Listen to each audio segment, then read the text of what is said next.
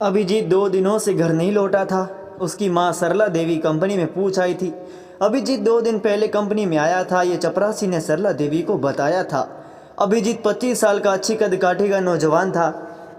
वह सेठ गोपाल दास की कंपनी में पिछले 2 साल से बतौर क्लर्क काम कर रहा था। अभिजीत के परिवार में उसकी मां सरला देवी के अलावा 2 बहनें थीं। 2 साल पहले अभिजीत के पिता की मौत हो चुकी थी। वे भी सेठ गोपाल दास की कंपनी में काम करते थे। उन्हीं की जगह अभिजीत इस कंपनी में काम कर रहा था। अभिजीत के इस तरह गायब होने से सरला देवी और उनकी दोनों बेटियां परेशान थी। सरला देवी को उम्मीद थी कि सेठ गोपाल दास ने उसे कंपनी के किसी काम से बाहर भेजा होगा, पर अब उनके द्वारा इनकार किए जाने पर सरला देवी की परेशानी और बढ़ गई थी। सरला देवी ने अभिजीत को हर जगह तलाश किया, पर वह कहीं नहीं मिला। आखिर वह गया तो गया कहाँ, ये बात उसकी माँ को बेहद परेशान करने लगी। फिर उन्होंने कंपनी के सिक्योरिटी गार्ड से बात की। पहले तो उसने इधर उधर की बात की, फिर बता दिया कि उस दिन कंपनी की छुट्टी का समय हो गया था, उसमें काम करने वाले लोग जा चुके थे। अभिजीत अपने थोड़े बचे काम को तेजी से निपटा रहा था ताकि समय से घर लौट सके। तभी सेठ गोपाल दास की छोटी बेटी कामना कंपनी में आई। वह अभिजीत की टेबल के करीब आई और अपने हाथ टेबल पर टिका कर झुक गई। उस समय वह जींस और शर्ट पहने हुए थी, जो उसके भरे भरे जिस्म पर यूं कसी हुई थी कि उसके बदन की ऊंचाइयां और गहराइयां साफ दिख रही थी। अभिजीत अपने काम में मशगूल था। कामना ने उसका ध्यान खींचने के लिए अपना पैर धीरे से पटका। आवाज़ सुनकर अभिजीत ने नजरें उठाकर देखा तो बस देखते ही रह गया। कामना उसकी टेबल पर हाथ टिकाए झुकी हुई थी, जैसे उसके भारी और दूधिया उभारों का ऊपरी हिस्सा शर्ट से झांक रहा था। वह गार्ड नौजवान था पर समझदार भी था। उसने सरला देवी को बताया कि उसे कामना का बर्ताव अजीब लगा था। वो कोने में खड़ा होकर उसकी बातें सुनने लगा। दफ्तर तो पूरा खाली ही था। उन दोनों की बातचीत इस तरह थी। कहाँ खो गए, कामना धीरे से बोली थी। कहीं नहीं, अभिजीत ने बौखला कर अपनी नजरें उसके उभारों से हटा ली थी। उसकी बौखलाहट देखकर कामना की होठों पर एक मादक मुस्कान खिल उठी थी। वह अभिजीत के सजीले रूप को देखती हुए बोली थी, क्यों, आज घर जाने का इरादा नहीं है? हैं तो अभिजीत अपने आप को संभालते हुए बोला था, थोड़ा सा काम बाकी रह गया था, सोचा पूरा कर लूँ तो चलूँ। काम का क्या है, वह तो होता ही रहेगा, कामना बोली थी। पर इंसान को कभी कभी घूमने फिरने का समय भी निकालना चाहिए। मैं समझा नहीं। मैं समझाती हूँ, कामना अभिजीत की आंखों में झांकती हुई बोली थी। अभी तुम्हें घर लौटने की जल्दी तो नहीं है ना?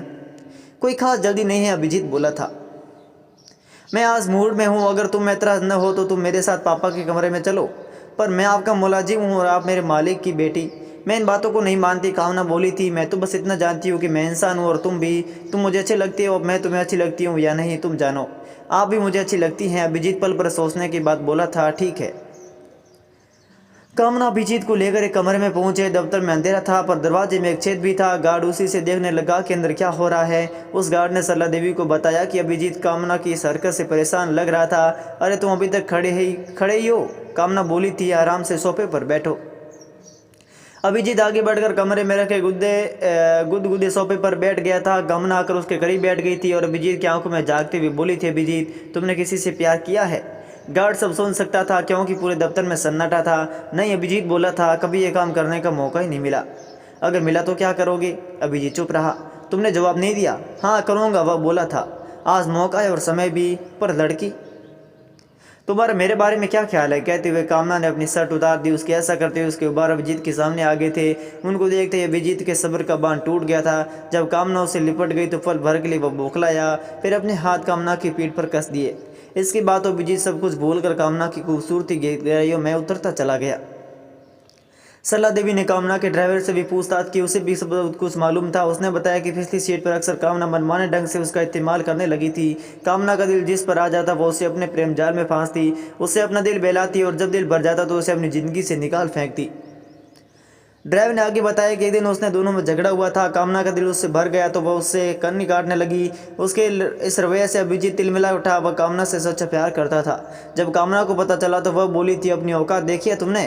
तुम हमारी कंपनी में एक छोटे से मुलाजिम हो, मैं ब्राह्मण और तुम यादव। दूसरी जाति की लड़की को तुम प्यार कर पा रहे हो, क्या ये कम है? शादी की भी तो सोचना भी मत। पर तुमने इसी मुलाजिम से दिल लगाया था। दिल नहीं लगाया था बल्कि दिल बहलाया था। अब मेरा दिल तुमसे भर गया है, इसलिए हमारे रास्ते अलग है।